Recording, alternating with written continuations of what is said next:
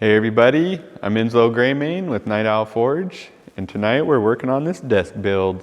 I'm currently in the process of converting my home office into like a new studio, and the first thing that I thought about was what kind of workstation I wanted. I wanted a very large, high quality desk that could handle everything I was going to put on top of it and last a long time. When I went online and Googled specifically adjustable height desks, ones that you can have at sitting or standing height and everything in between. The ones that met my requirements were well out of my budget, and I'm talking like 1,000 plus for a desk. So me being me, I thought, why not just build my own? It can't be that hard, right? I even thought, why not weld some tubes together, put a motor in it, and like wire up the controller and have a go at it, which, I feel like not out of my range of skills.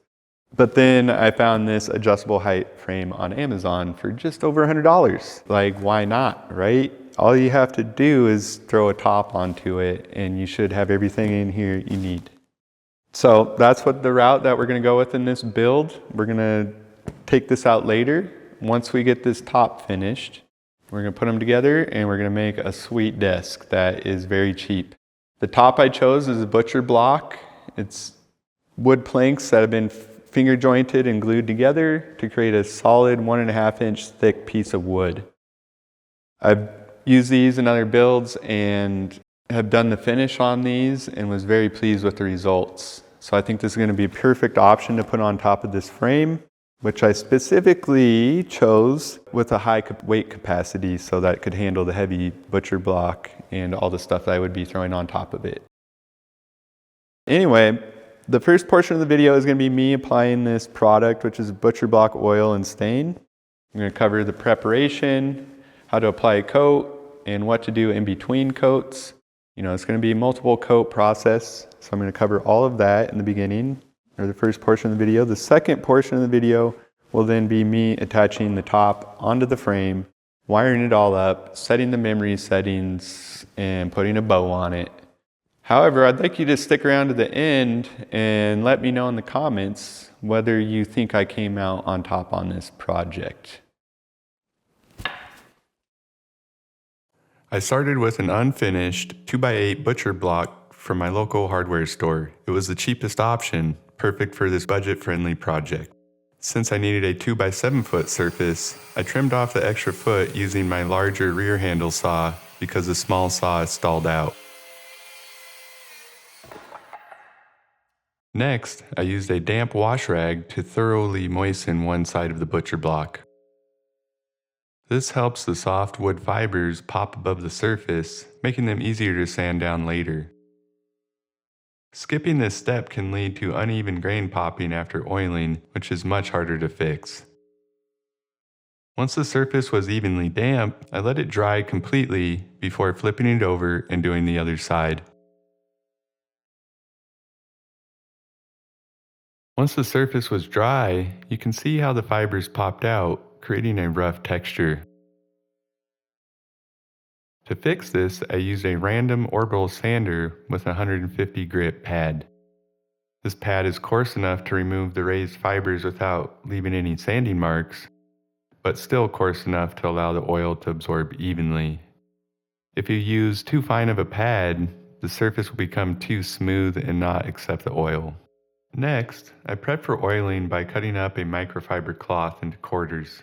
These are perfect for applying oil and stain without waste. To keep things clean, I put on gloves to protect my hands from the mess. Then, I folded the microfiber with the smoother pattern side on the outside, ensuring a clean and even application on the surface. To start applying the oils and stain, I initially dipped the microfiber cloth into the pail, but then I remembered from past projects that for the early coats, pouring the product directly onto the surface works best. These coats need a lot of oil. I poured it out and roughly spread it across the wood. To make it more evenly distributed, I first made some wipes across the wood grain. Wiping the oil in this direction really drives it down into the grain, and especially in those little troughs created from the soft grains that we popped and sanded earlier. I then finish the coat with slow, lengthwise strokes to follow the grain of the wood for a clean, polished look. You'll note throughout the video that I do this final wipe for every coat because it has a major impact on the final look. In the video, you can see the stain dripping down the edges. If left unchecked, these drips can dry into dark streaks along the edge.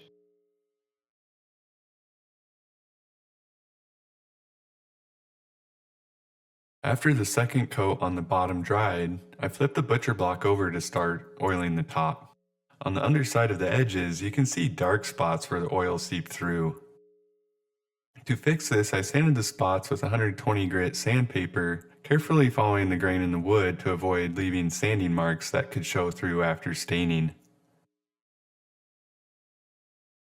Now it's time to apply the first coat to the top surface. Just like before, I poured the oil directly onto the wood, spread it out evenly, and finished with smooth, lengthwise wipes following the grain of the wood. The process for each coat is similar, so I'll just focus on the key tips and progress as we move forward. Once the first coat dried, the surface had a light brown color with a matte finish. It's a good start, but there's still a lot of work to do to bring out the richness and smoothness of the wood. With the first coat dried, I sanded the surface to smooth out any rough spots and remove texture caused by the grain popping from the oil. You can see in the video how quickly the sandpaper clogs with oil and wood. It's another reason why we pre-pop the grain with water. Skipping that step would mean going through a lot more sandpaper. When to sand depends on a few factors, but it's usually best after the first or second coat. After using any kind of abrasive on the surface, I like to use my handheld battery-powered air duster to blast away any of the particles on the surface. With the surface prepped again, I applied the second coat to the top. The wood started to develop a deeper, richer color, and the finish began to take on a matte to satin appearance as it dried. Because I wasn't going to do any prep work after this coat, I made sure to leave it as even as possible to dry. For the third coat, I skipped sanding to build up a thick, solid finish. This approach not only enhances the durability of the desk, but also ensures a smooth transition between layers. One quick tip: if you pour out too much oil, wring out the microfiber cloth before doing the final long strokes. Otherwise, the excess oil can leave a texture trail in the finish, which is hard to fix once it dries. After the third coat dried, the surface really started to come to life with a satin sheen and a noticeable texture. The grain was beautifully accentuated, but there's still a lot more to do to refine and perfect the finish. With the third coat dry, I moved on to burnishing the surface with a steel wool pad. This is a crucial step for achieving a professional grade finish. This is a technique I learned while making wood knife handles, and it makes all the difference. Unlike sanding, which removes more material, steel wool gently smooths the surface without over-abrading it. Its softness allows it to contour to the wood, reaching any lower areas that sanding might miss. I paid special attention to the edges and ends of the desktop, as getting these areas right is vital for a polished, consistent result. You can see in the close-ups how the steel wool works along the edges, burnishing everything into a smooth finish. Here's the finished surface after burnishing. Smooth, consistent, and refined. The finish has transitioned from its satin sheen back to a matte texture, giving it a clean and elegant look. At this point, you could stop if a matte finish is what you're after. But for those of you who prefer a bit more sheen or added durability, there's still more room to build on this foundation with additional coats. While the surface was already looking great, I wanted to take it a step further, so I applied a fourth coat. At this stage, I thought this would be the final layer, bringing the project to a close. Because I wasn't planning on doing any more prep work between layers, I had a keen eye out for any kind of fuzz left over from the microfiber in the finish and made sure to pick them out. Once the fourth coat dried, the surface looked rich and smooth, but there were still a few areas with uneven gloss and satin finishes. These subtle inconsistencies stood out, so I decided to move on to a fifth and hopefully final coat to perfect the finish. For the fifth and final coat, I made some minor changes to the application process. Starting with the fourth coat, I stopped pouring the finish directly onto the surface and instead dipped the microfiber cloth into the pail.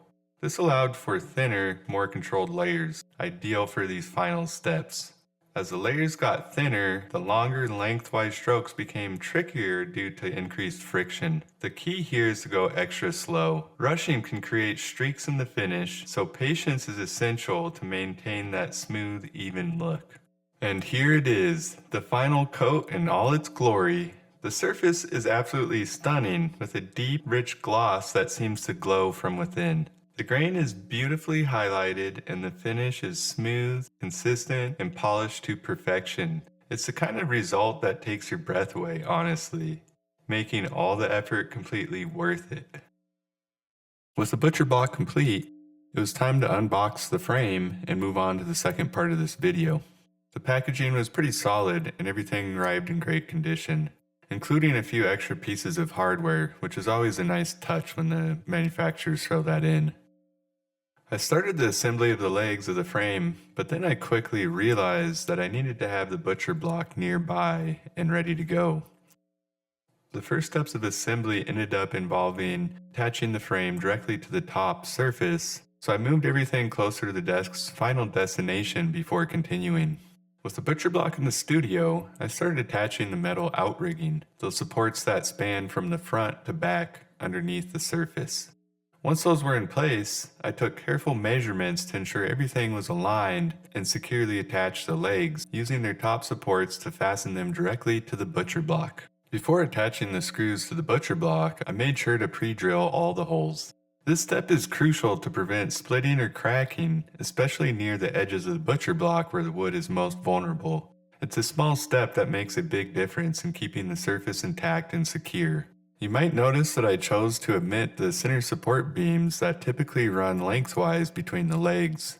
This was intentional. Those beams would have interfered with the keyboard tray and cabinets I planned to install underneath the desk.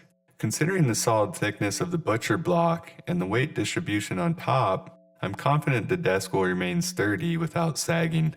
Next, I assembled and attached the cable management box, which will sit just beyond the keyboard tray. While this step isn't strictly necessary, I figured it would be a great way to keep my cabling tidy and out of sight. With the main components in place, I moved on to attaching the control interface, and then finally attaching the base of the legs, which will be the part that contacts the ground. Then, I routed the cables for the leg motors to the control interface. The setup was straightforward. The cables simply plug into the back of the interface. Because I omitted the center support beams, I was able to tuck the cabling away pretty neatly. And that's the build. The final step was flipping the desk over and putting it in place. While I managed most of the work solo, flipping the butcher block with the legs attached was definitely a two-person job. Thankfully, my buddy Rybo came through and gave me a hand. I've learned that I can always tell when a project is nearly done. I start to get that tingly feeling of pride and accomplishment.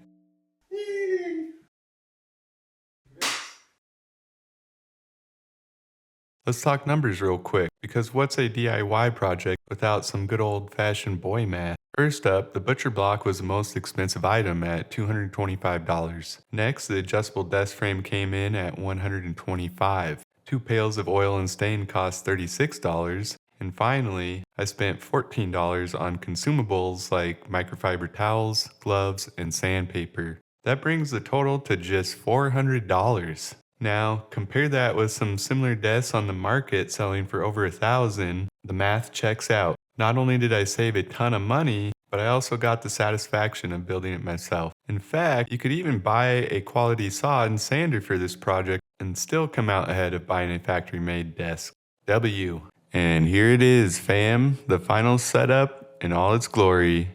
Seeing the monitors, cabinets, lighting, mic, and keyboards all in place, I couldn't help but feel a surge of serotonin coursing through my body.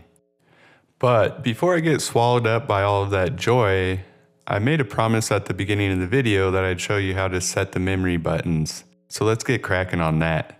It's a pretty simple process. You essentially just set the desk to the height that you want to set the memory setting at, and then you click the memory button and hold it for 5 seconds. Once you hold it for 5 seconds, you'll see the letter H followed by the button number that you pressed, and that will set the memory setting for you. Then you can just click between the memory settings to move the desk up and down. I like to end all of my videos with some bonus content, and for this project, it's the keyboard tray. In my opinion, a desk just isn't complete without one. The keyboard tray sets the keyboard at the perfect height for me while I'm typing, and it also keeps the desktop clear for other activities like painting, soldering, or making music. For this build, I fabricated the keyboard tray entirely from scratch. I welded together steel plates and tubes to create a sturdy frame, and then attached soft close drawer slides that I purchased separately. And for some bonus content, I went a step further and welded up a custom stand tree. This handy addition allows me to attach my light and mic higher up, giving them much more clearance over my monitors. It's a simple yet effective way to keep my workspace functional and clutter-free. Any hoozle, thanks for joining me on this journey. Whether you know me as Enzo Greymane, the Wily Wizard, or Night Owl Forge, one thing's for sure, there's always more magic in the making. Until next time, keep creating and stay inspired.